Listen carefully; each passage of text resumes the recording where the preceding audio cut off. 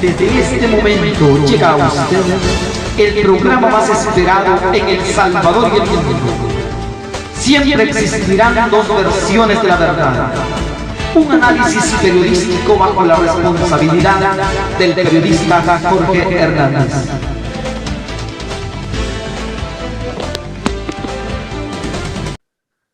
Muy buenas noches a todos nuestros estimados amigos que siempre están pendientes de nuestro programa. Gracias a esa amable audiencia que se encuentra siempre siguiendo nuestra plataforma Noticiero Torovoz.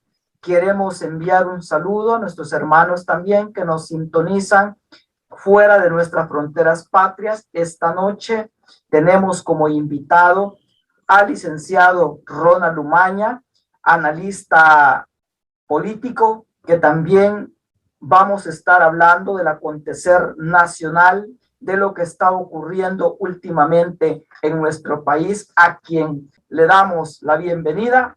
Sea bienvenido, licenciado, una vez más a nuestro programa.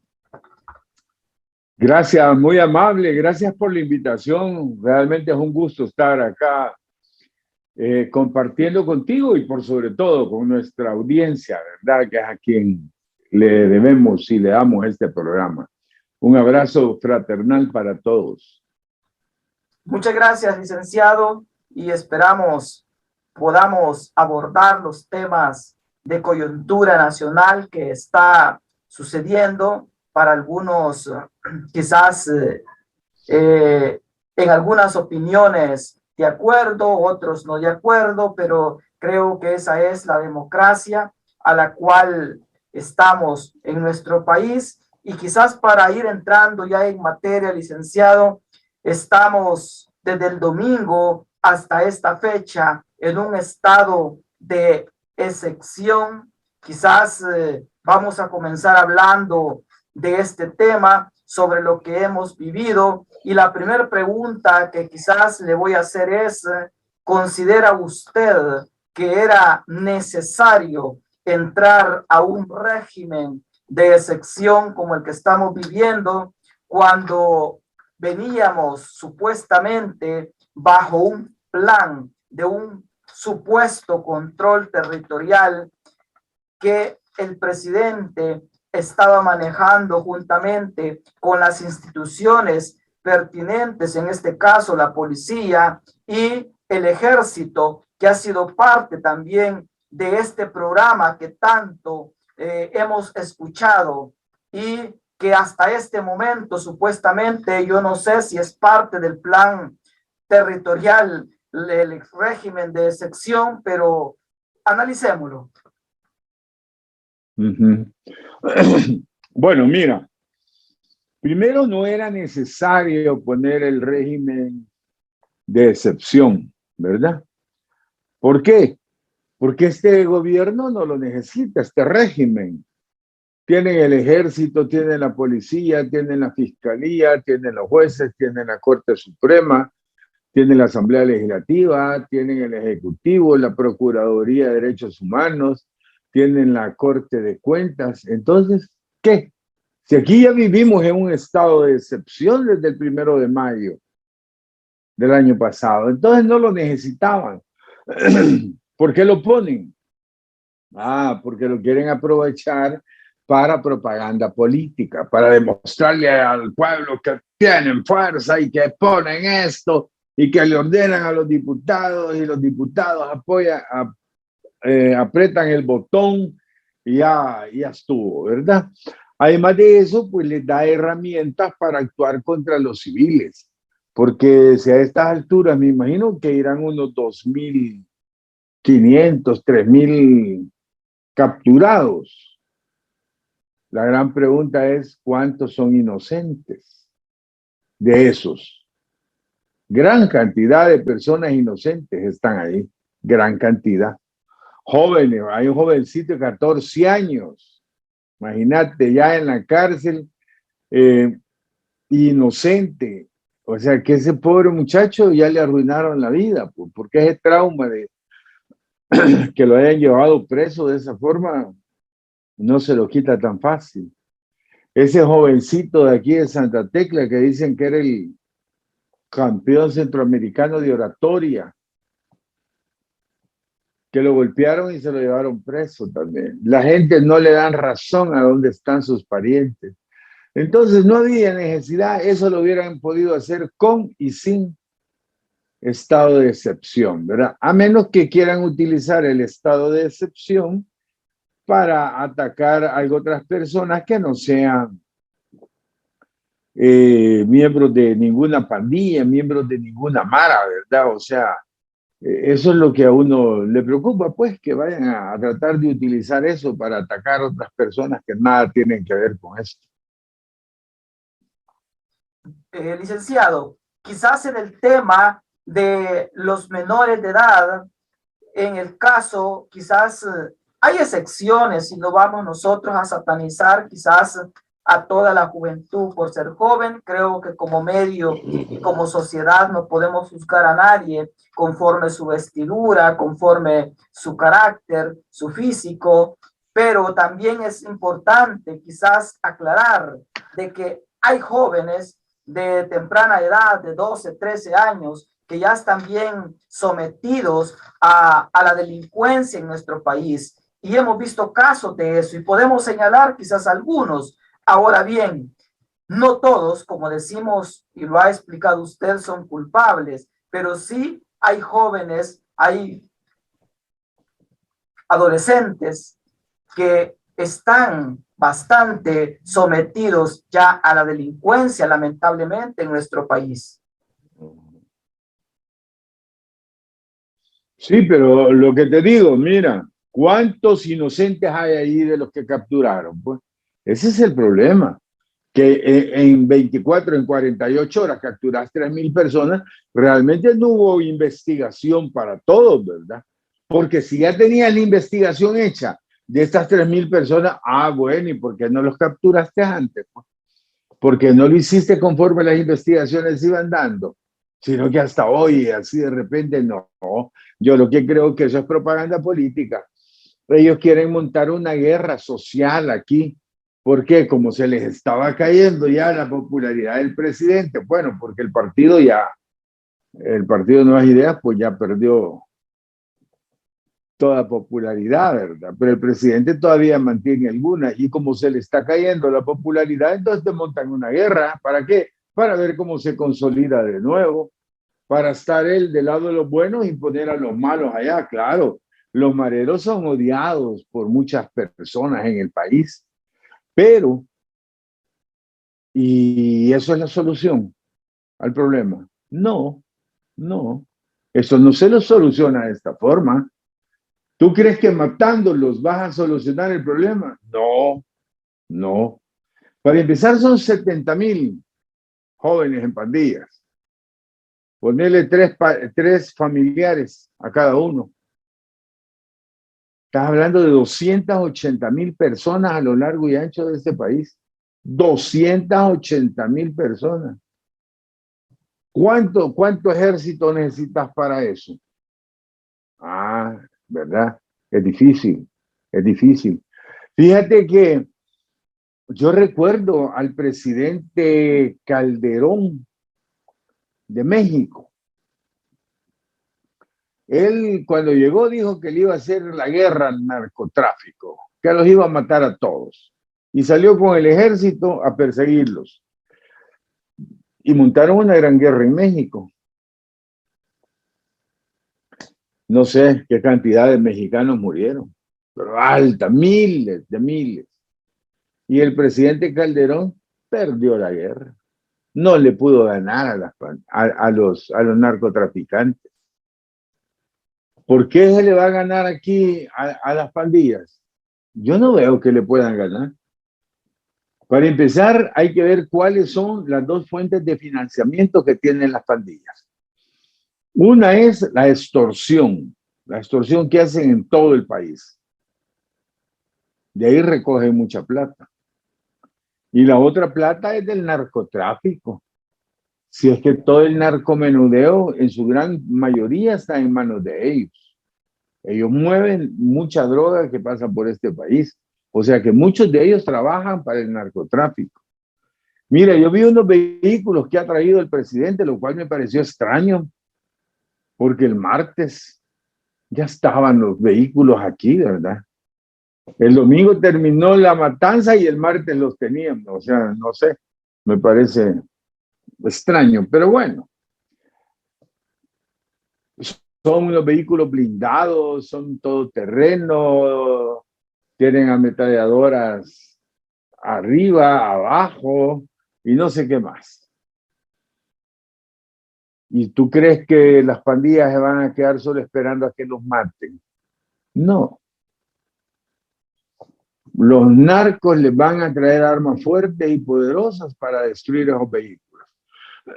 Y ya te acordarás cuando le estén lanzando cohetes, o no sé cómo se llamarán, esos que tiran con las bazucas y estén atacando a esos carros. Porque la guerra social lo que va a hacer es escalarse, ser más violenta, más fuerte. O sea, y eso no soluciona el problema. Eso lo agrava. ¿Cuánta gente civil, cuánto inocente va a morir? No lo sé, pero muchos, muchos. ¿Cómo se solucionan estos problemas? Estos se solucionan con prevención, con absorción de los jóvenes, con restauración y con represión. O sea, necesitas las tres cosas. Prevenir, reinsertar a los jóvenes en la sociedad, ofrecerles trabajo, ofrecerles educación, enseñarles oficio. Y por supuesto, con los que ya no se puede, pues la represión, ¿verdad? Porque hay muchos que ya no regresan, pues ya la droga los tiene muy dañados, ya hay jovencitos que ya prácticamente están perdidos y que va a ser difícil hacerlos volver. Pero si no haces nada de eso y te vas solo a la represión, vas a montar una guerra en este pobre país que Dios me guarde. Entonces, creo que la solución que se le ha buscado al problema es equivocada. Este es un problema que es herencia de la guerra civil. Esta es una guerra social. La guerra civil fue herencia del sistema oligárquico que hemos venido. Esto es herencia del sistema oligárquico. Y hoy lo sufrimos nosotros. Siempre los más pobres son los que llevan la carga más dura en estas cosas, ¿verdad? Porque yo quiero decirte que esos jóvenes que están en las pandillas no creas que viven felices allá adentro.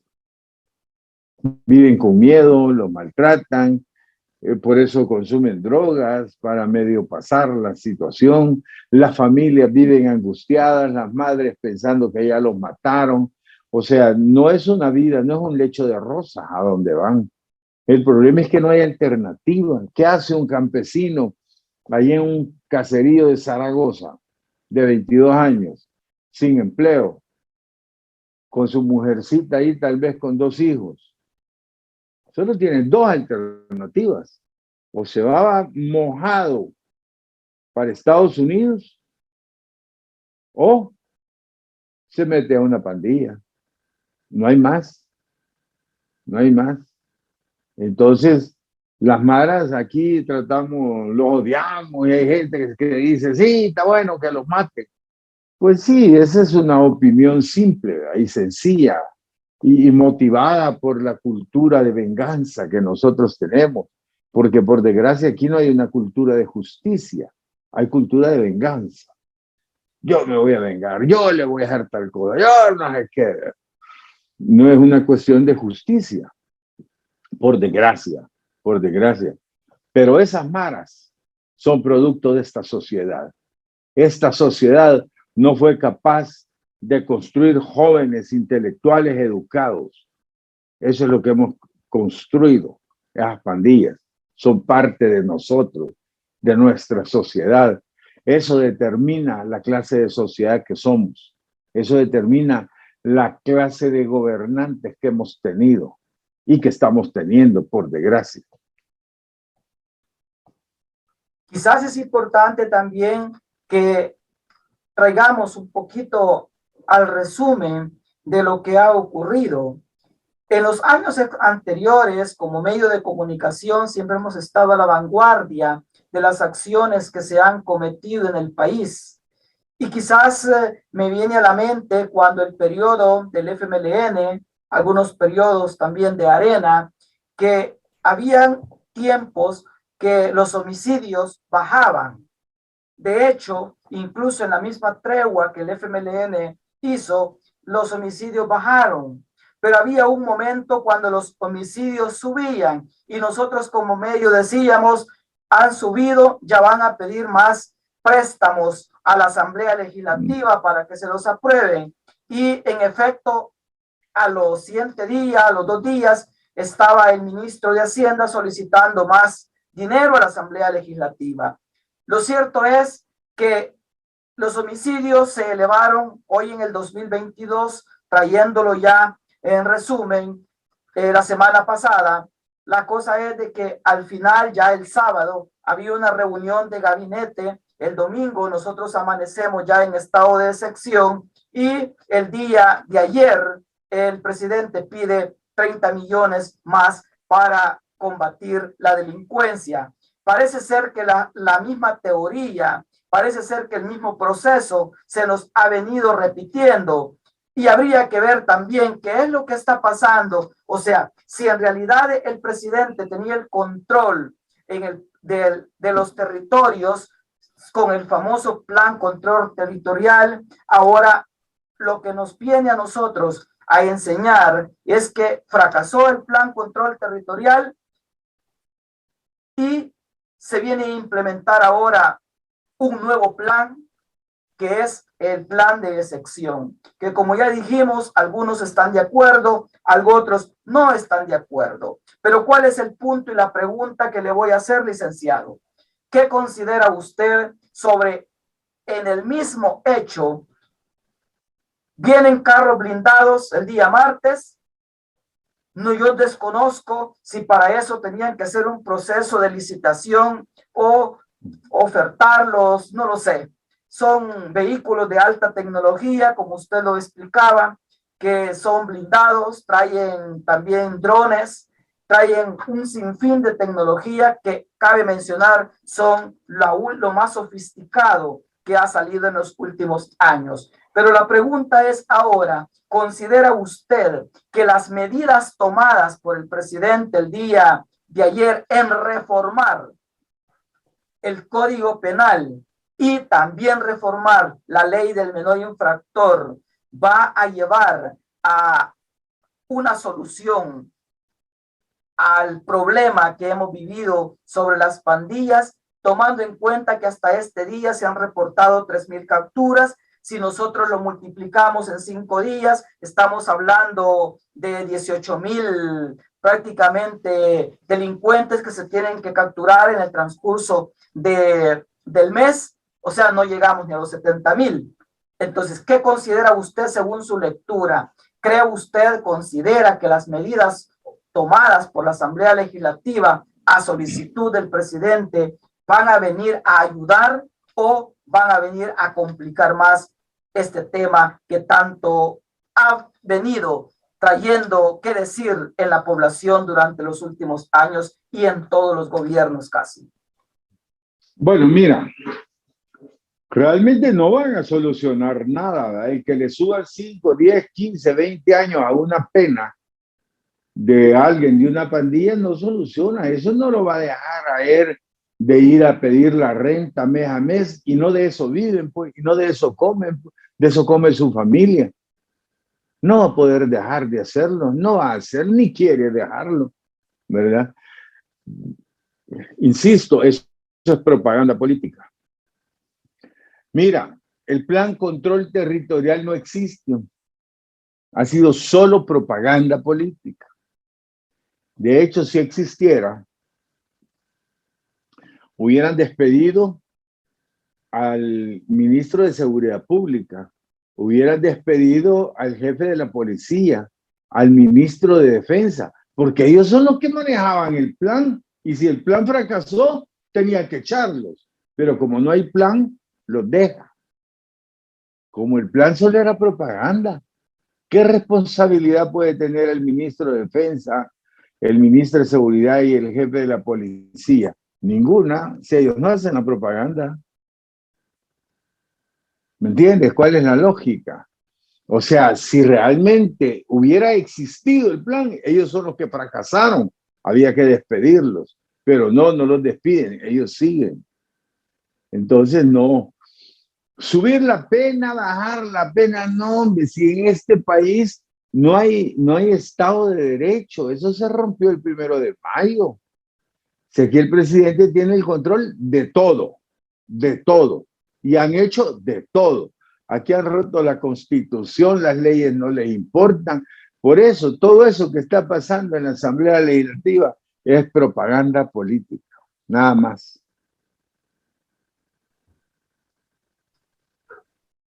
Bien.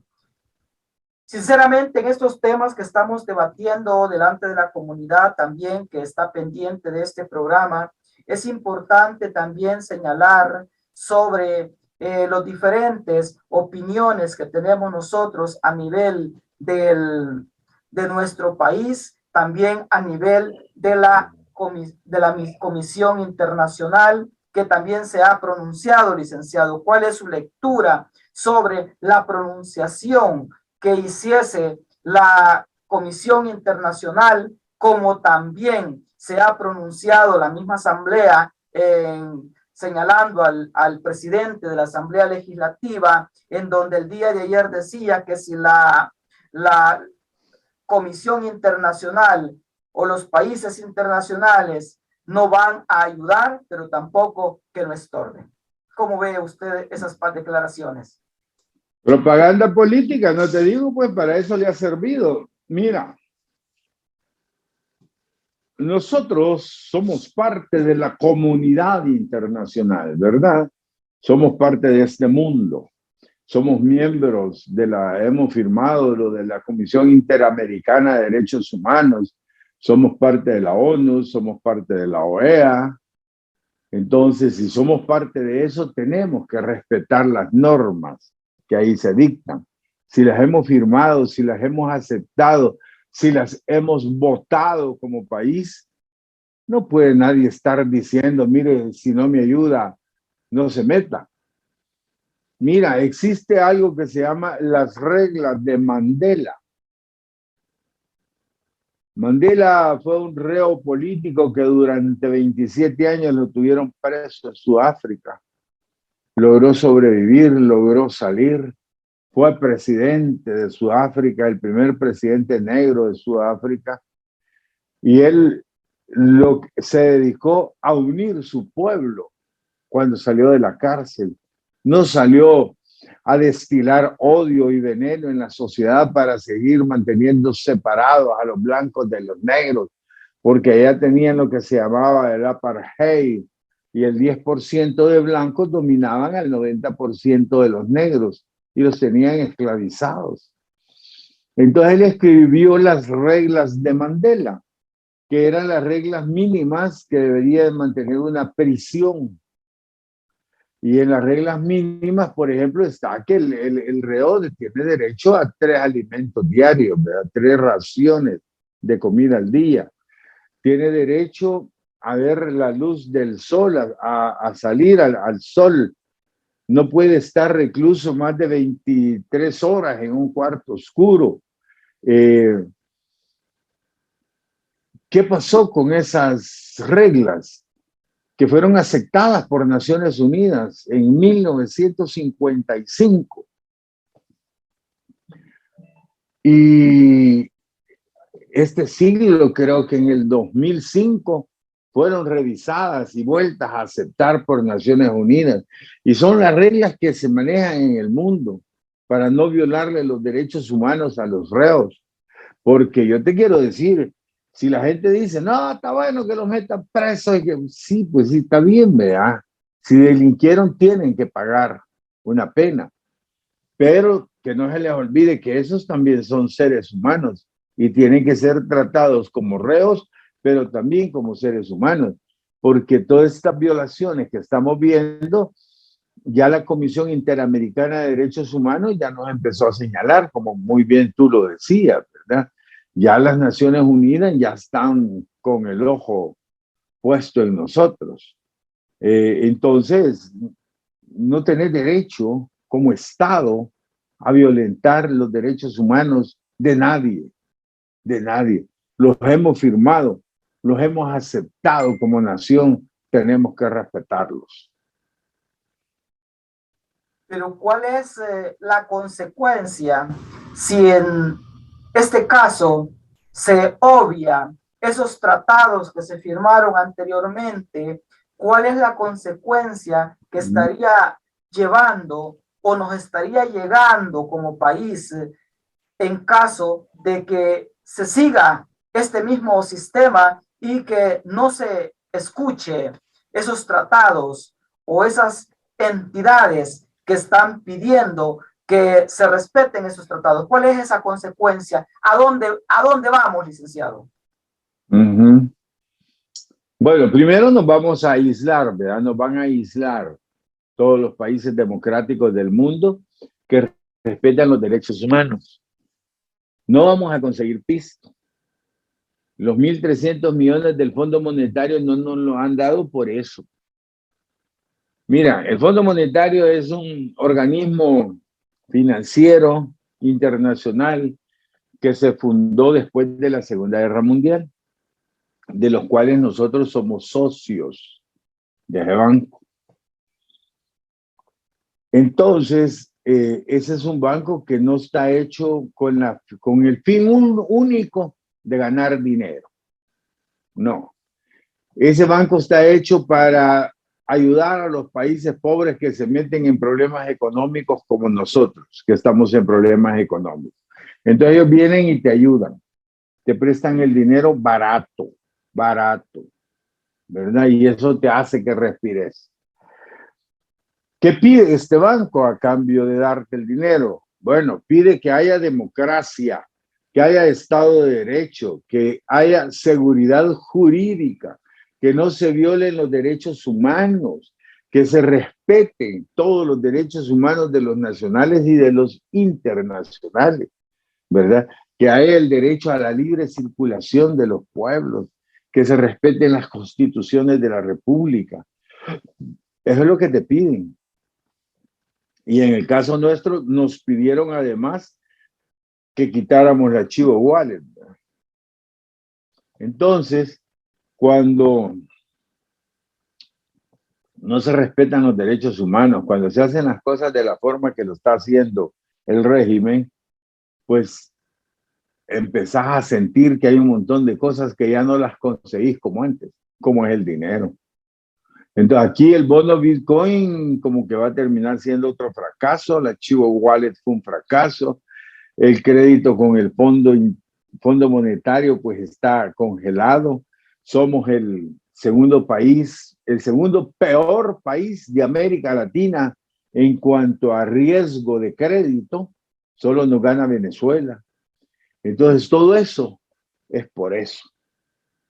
¿Me entiendes? Entonces no podés como nación que estás en la orquesta de las naciones hacer estas cosas fuera de lo que has firmado. Tú no puedes obviar eso. O bueno, podés obviarlo, pero vas a pagar las consecuencias. Y aquí ya se están pagando las consecuencias. Este año es probable que lo terminemos con muchos problemas económicos. Ante esa violación o supuesta violación a los derechos humanos, hemos escuchado a muchos de la sociedad que también han sido afectados por estos delincuentes decir de que es importante tratarlos así, licenciado, porque ellos también violaron los derechos de muchos salvadoreños, trabajadores, humildes, que en un momento salieron a trabajar, a ganar para su pan y fueron matados. O sea, quizás ese momento, quizás esa acción es la que ha llevado el repudio de de unas personas de la sociedad, o quizás el repudio de la mayoría de personas a nivel nacional. ¿Cuál es su análisis? comparando que también en un momento hemos visto sufrir, hemos visto luto en muchas familias y algunos quizás con más barbarie han azotado estos delincuentes a estas personas, pero comparando, licenciado, entre derecho y derecho, ¿cuál es su opinión con relación a este tema? Que estoy utilizando el papel del ausente, o sea, el papel de la población que nos está escuchando y puede decir, bueno, si ellos violaron los derechos, ahora no se puede esperar más. Son dos cosas diferentes, son dos cosas diferentes. Mira, obviamente los mareros son de las personas más odiadas de este país, ¿verdad? Es lógico, han hecho barbarie. Solo imagínate la renta que le quitan a alguien y que si no pudo pagar lo matan. Eso es terrible, terrible. Todo el crimen y asesinato que han cometido a lo largo de todos estos, ¿cuántos años tendrán ya? Unos 25 años, un cuarto de siglo ya. Entonces, claro, si nadie va a estar de acuerdo con eso, y menos los parientes de las víctimas. Imagínate qué diría una madre que le mataron a su hijo. Terrible. Pero eso no te da derecho a violarle los derechos a ellos. No te da derecho a ellos. Porque te convertís en lo mismo que ellos. Porque ellos fueron violadores de los derechos humanos. Entonces, si tú haces lo mismo con ellos, te convertís en violador de derechos humanos, igual que ellos. Eso de decir, miren, les vamos a quitar un tiempo de comida. Hombre, si es que eso es una barbarie. Eso no se puede. Vos no te metas a cometer los mismos delitos que ellos cometieron. No, son dos cosas diferentes. A ellos hay que juzgarlos, por supuesto, con la ley en la mano, de acuerdo a lo que la ley diga. Pero solo imagínate cuántos jóvenes ahora inocentes hay. ¿Te diste cuenta que aquí en Santa Tecla se llevaron un jovencito que lo habían mandado a comprar semita a la mamada? Y que hoy resulta que ese jovencito es el campeón centroamericano de oratoria.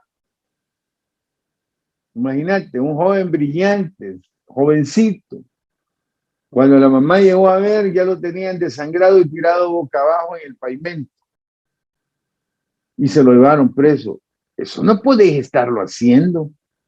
Ah, que porque aquellos mataron. Sí, pero entonces no comences a matar vos tampoco. Si no, esto no va a terminar nunca, jamás. Nunca. Nos vamos a meter en una guerra social que Dios nos agarre confesados. No vamos a salir de esto. Eso es terrible. Bueno, mira, yo nací en la dictadura militar, cuando todavía no había guerra civil. En 1970, Cayetano Carpio, el secretario general del Partido Comunista, se aburrió de que aquí nos hicieran fraude tras fraude tras fraude en todas las elecciones. Eso hacían los militares con el PCN. Y entonces decidió formar el primer ejército guerrillero del país, que se llamó Fuerzas Populares de Liberación, FPL. Entonces, allí comenzó la guerra civil, 1970. Terminó en 1992 con los acuerdos de paz, 22 años después. Y más o menos 100,000 muertos a lo largo y ancho de este país. Todos perdimos amigos, todos perdimos parientes, todos sufrimos esa guerra. Y comenzó así, una persona se fue a hacer su ejército. Y eran unos poquitos guerrilleros, unos poquitos estudiantes, y poco a poco aquello fue creciendo y se fue incrementando y se fue incrementando hasta tal grado de que ninguno de los dos ejércitos podía dominar al otro, ganarle al otro. O sea, ni los guerrilleros podían ganarle al ejército, ni el ejército a los guerrilleros. Y hubieron crímenes atroces como el de San Romero de América, como el asesinato de la UCA, un crimen calificado como lesa humanidad. Las monjas Marignol, ¿Cuántos periodistas no mataron? Entonces, hay que verlo como dos casos diferentes. No es lo mismo. No es lo mismo. Un día le dijo un niño a su papá, mira papá, y si matamos a todos los malos, le dijo, ¿cómo quedaríamos en la sociedad? Ah, quedaríamos los asesinos, hijo. Entonces hay que tener cuidado al hacer el análisis. Yo sé que el análisis aquí, la sociedad lo hace por odio, por venganza. Está bueno que los metan presos, que los maten esos desgraciados. Sí, pero es que eso es hígado, eso es venganza. ¿Ah? Para empezar, que nadie tiene, solo Dios tiene el derecho a quitarle la vida a los seres humanos, ¿verdad? No podemos abrogarnos nosotros ese derecho. Entonces, eso no, hay que verlo así fríamente. Yo sé que a mucha gente a lo mejor no le gustará, pero yo no puedo obviar el análisis o llevarlo a otro lado que no sea el correcto.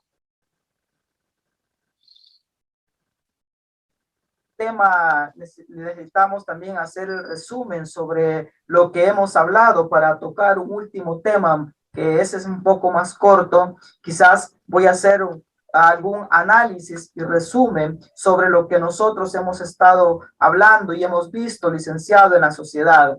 Primero, quizás señalar dos cosas para poder terminar con la delincuencia, con la corrupción, con el crimen organizado, con las ventas de droga. Hay estrategias que se pueden convertir en una realidad o posiblemente se queden a medias. ¿Qué quiero decir con esto? Que para poder limpiar una sociedad hay que comenzar desde arriba. Lamentablemente hemos visto en estos últimos días cercos militares en diferentes comunidades, cercos militares en algunas colonias, pero hasta este momento no hemos observado un cerco militar en las residencias. Hasta este momento no hemos visto nosotros que hayan operativos en el escalón, operativos en donde hay personas que viven acomodadas. La gran pregunta aquí viene, licenciado, y quizás usted en su resumen lo va a explicar. ¿Será que el ser pobre en este país o en Latinoamérica es ser sinónimo de delincuente? ¿Acaso solamente en la sociedad más vulnerable, en la pobreza, están viviendo los corruptos y los mareros y los delincuentes? Quizás hay que revisar, y si se va a hacer un plan estratégico de parte del gobierno, debe de ser un plan horizontal que abarque a todos por igual, y se castiguen también a aquellos que de una u otra forma viven cómodamente en residenciales con mucho dinero, pero que son ellos los que están lucrándose de los pobres que están en las comunidades, de la renta, porque hay que ser sinceros, el joven que está en la comunidad no se queda con la renta, esa renta es entregada a alguien. ¿A quién se le entrega entonces? Se le entrega al que está más arriba. Entonces, ¿y a dónde está ese que está en el otro nivel? Bueno, no está viviendo en las comunidades, que me perdonen las autoridades, pero no están viviendo en las autoridades, están viviendo aún en las mismas residenciales donde están viviendo algunos ministros y diputados. Pero hasta este momento no hemos visto esa acción, que se hayan puesto cercos militares también, aún en las residenciales donde vive gente poderosamente. Si queremos nosotros tener una verdadera respuesta y un verdadero plan para poder terminar con la delincuencia, hay que trabajar en todos los terrenos, no solamente en las comunidades, no solamente conseguir camiones o carros blindados para que entren a las fincas o entren a los cantones, no, si también desde arriba, incluyendo en el mismo gobierno, hay personas que están siendo o que fueron señalados en el pasado y que en algún momento podrían estar también lucrándose de la misma corrupción y de la misma delincuencia. Para el pueblo salvadoreño, creo que es el análisis que nosotros como medio podemos hacer. No estamos señalando a quién es el bueno ni quién es el malo. No estamos defendiendo delincuentes porque nunca lo vamos a hacer, y considero que también el licenciado Umañas nunca lo haría, pero sí es importante decir la verdad como debe de ser, y que el pueblo reaccione y también se dé cuenta no solamente de que el pobre tiene que pagar los platos rotos de otros que están involucrados en la delincuencia, sino que aquí necesitamos una justicia pareja, no solamente que venga a morder al descalzo, al pobre, sino también hay que aplicársela a aquellos que vienen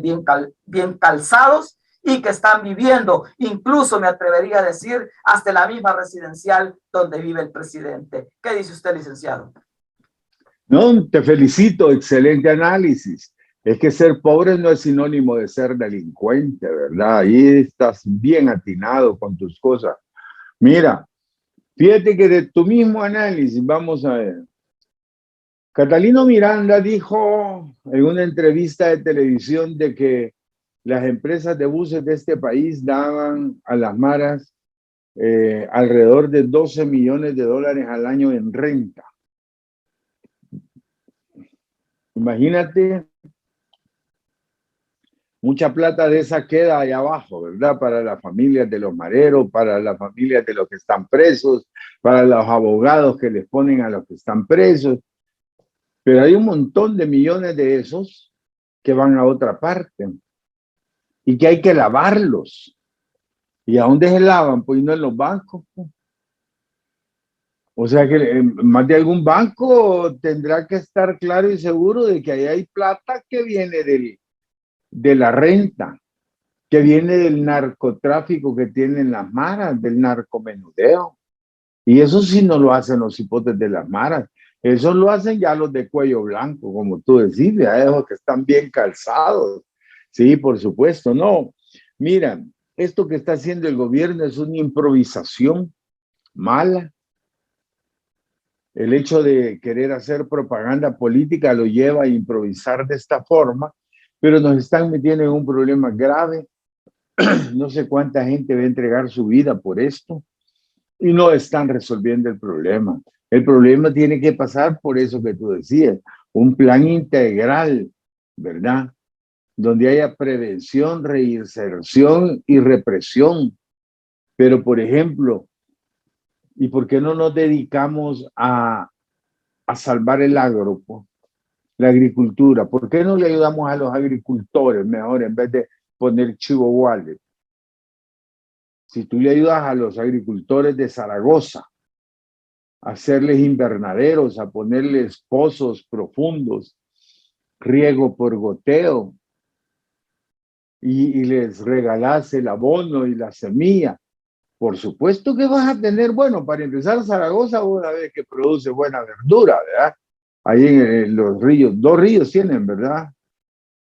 Ah, pues ahí se produce buena verdura. Imagínate si te pones a ayudarles, que no tendríamos comida más barata, pues. Hoy no producimos ni tomate, ni cebolla, ni pepino, nada producimos, todo lo compramos a Guatemala. ¿Qué tal si se lo compramos a los de Zaragoza? O sea que los de Zaragoza ganarían, tendrían dinero, los campesinos podrían tener bien a sus hijos ya no tendrían por qué ir a las maras, podrían ir a la escuela, podrían ir al colegio, podrían trabajar con su padre en el campo, ¿verdad? Entonces, eso sí ayudaría mucho, pero en eso no piensan. ¿Ah? ¿Por qué crees que está tan cara la comida nuestra? Porque no la producimos. La compramos, los frijoles a Nicaragua, la carne de vaca a Nicaragua, la de chancho a Honduras, los quesos, los lácteos a Honduras y a Nicaragua, las verduras y las frutas y las legumbres a Guatemala y a México. Nosotros no producimos, hay que producir aquí. Eso le ayudaría a los campesinos, le ayudaría a la gente de la ciudad a comprar mejor comida y más barata, y ayudaría a que los jóvenes tuvieran empleo. Entonces eso disminuiría la violencia un día eso terminaría con las pandillas. El día que los jóvenes tengan empleo y tengan educación, no van a tener necesidad de andar en eso. No creas que los jóvenes se van a meter ahí porque ahí tienen una vida de príncipe. No, no es cierto. Viven con miedo que los vayan a matar, los maltratan allá adentro, viven consumiendo drogas, destruyen sus vidas. Y ellos no están ahí en un lecho de rosas, al contrario.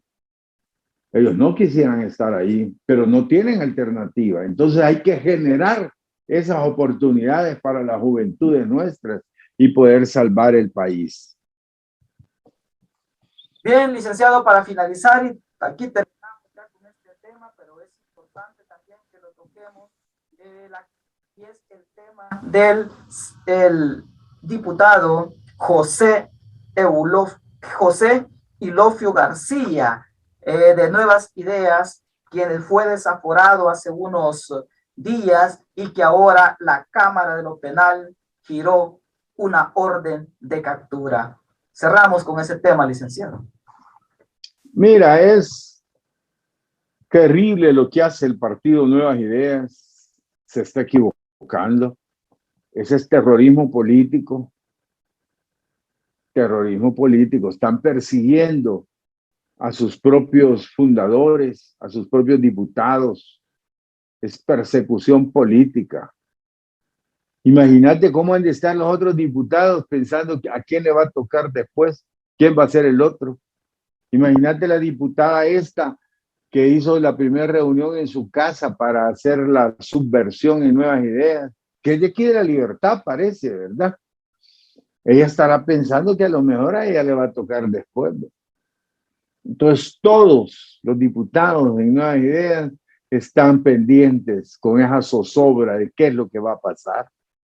Entonces eso es un problema de psicopolítica en el que se han metido. Es difícil de resolverlo y degrada al partido, porque la gente ya no está en el partido por ideas, por filosofía. La cohesión no es ideológica, la cohesión es por terror, es por miedo, y así no puedes mantener las cosas. Se rompen siempre. Tiene que ser por ideología, tiene que ser por filosofía para que la gente se mantenga unida. De lo contrario, llegará el momento más temprano que tarde que se vaya a romper el partido por esta situación. Bien, muchas gracias, licenciado, y muchas gracias también a nuestra audiencia que ha estado pendiente de nuestro programa. Queremos agradecerles infinitamente y rogamos también al Dios Todopoderoso que les llene de muchas bendiciones sus vidas, sus hogares, y nuestros hermanos también que están fuera de nuestras fronteras patrias. Les deseamos muchas bendiciones en esta noche, y de la misma forma, licenciado, usted también tiene la oportunidad de despedir el programa, y desde ya le agradecemos a usted sus aportes que ha dado a este medio. Sabemos que estamos en un momento bastante complejo en donde muchos analistas prefieren quizás callar y no decir las cosas que ellos piensan por temor, y quiérase o no, le agradecemos grandemente a usted por ese aporte que nos ha dado esta noche. Muchas gracias, licenciado, y tiene su tiempo también para despedir el programa. Bueno, primero darte las gracias por la invitación, son muy amables para invitarme. Es lindo estar hablando ahí con el pueblo de Zaragoza y por todos los que nos ven en Estados Unidos. Aquel día me escribieron un par de amigos que habían visto el programa allá en California. Entonces, un abrazo fraternal para ti y un abrazo para cada uno de los que ven este programa. Así que buenas noches. Buenas noches, licenciado. Buenas noches. Bendiciones. Desde este momento llega a usted el programa más esperado en El Salvador y el mundo. Siempre existirán dos versiones de la verdad. Un análisis periodístico bajo la responsabilidad del periodista Jorge Hernández.